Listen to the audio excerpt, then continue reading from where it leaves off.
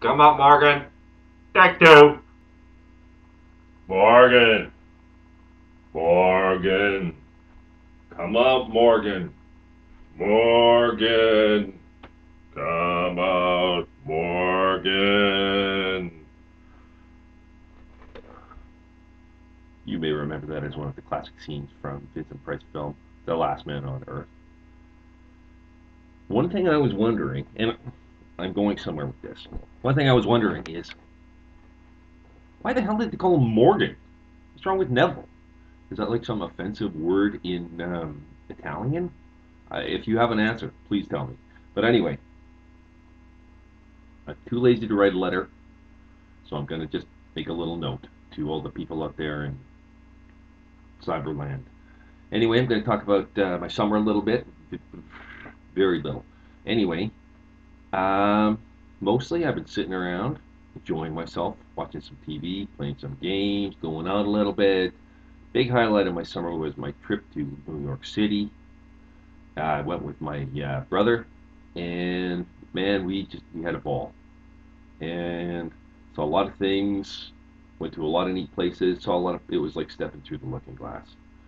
But anyway, one of the really neat places that I went, and this has to do with I Am Legend, and it has to do with movies, and it has to do with comics.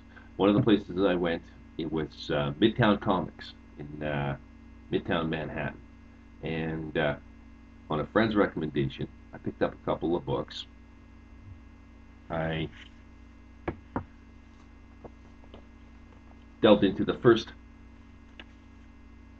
whoa volumes of Dark Tower. Very good stuff. The Gunslinger Born, Volume 1, excellent. Uh, Number 2, a little harder to get into, but also excellent. Um, what else did I do? Saw some movies. I saw Star Trek. Very, very good. And speaking of Star Trek, my lovely wife went to Victoria, British Columbia, this summer and brought me back a terrific gift. I have to show you, as it's so cool. I would have sold my soul as a child to have one of these, an official Star Trek communicator. And as you can see,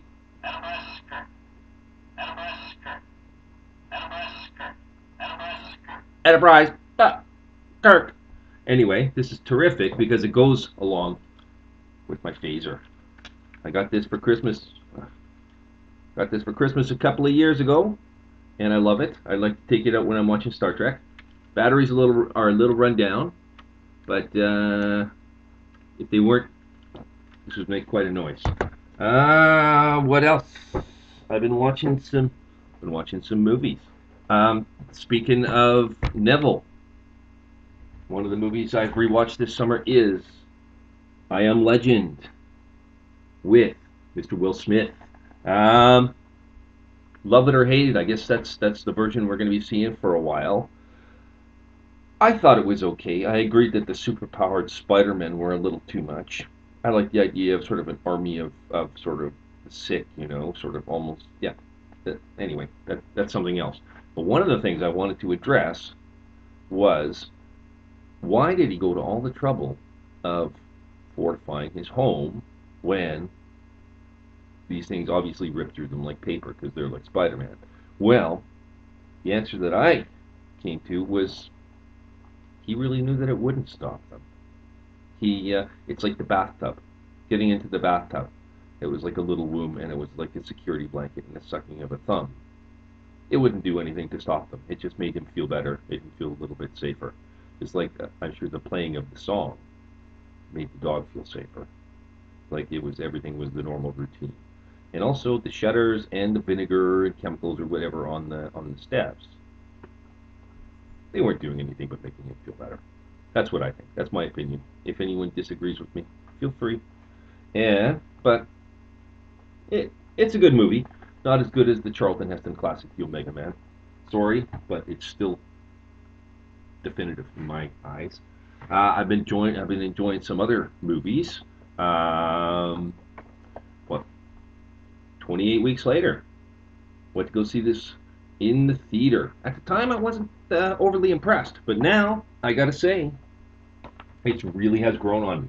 And with that, I also have the accompanying graphic novel 28 Days Later, The Aftermath. Great little introduction to the film. Pretty good, pretty good little read all in all. Recommend it. Recommend both of them. Another movie that I really recommend and want to talk about for a second is Doomsday. This one is great. It becomes pretty clear from the start that it's sort of an homage or whatever, a tribute to um, earlier films, 80s films, Mad Max, Road Warrior, Escape from New York. I mean, the elements are endless, but oh man, what a terrific show! It just grew on me so much. Maybe I'm getting old, but the barbecue scene was a bit much. But the other stuff, there's a million reasons if you like horror movies, action movies, sort of post-apocalyptic movies. I find this one sort of provided all the things that maybe Will Smith did for the bigger money and for the bigger press. And got an oldie here, and it is Salem's Lot. Found it in a bin for $6.99 Canadian. That's to me, that's worth picking up. And I expected to be pretty disappointed. Here's a great back shot, terrifying, and um, but it's a good little watch. It's pretty fairly smooth running, and it has its scary moments. I can see why it scared the shit out of me when I was a kid, and unfortunately, it doesn't have the long sought after this sort of mythical scene of um, Father Callahan drinking the blood of the vampire Mr. Barlow. There are some folk out there that believe that this scene exists. Some believe it doesn't. If there's any opinions, if anybody sees this and has seen this, let me know. And I'd sure like to know. But it does contain the excellent cinematic classic silent scream of Fred Willard as he runs out in his silk boxer shorts from the house, as George Dezuniga or whatever from Law and Order, and Anubis from Stargate SG-1 uh, gives him the old shotgun treatment. Anyway, it's a good show to watch. But anyway, I hope everybody had a good summer, and I'm going to sign off because I'm probably going to run out of time here. Have a great start to the fall. I'm thinking about everybody, and Ken, buddy, thinking about you, especially Frank. Jen, if you watch this, thinking about you, kid. I don't know if you're a horror movie fan, but I hope you are. Anyway, I'm going to sign off now.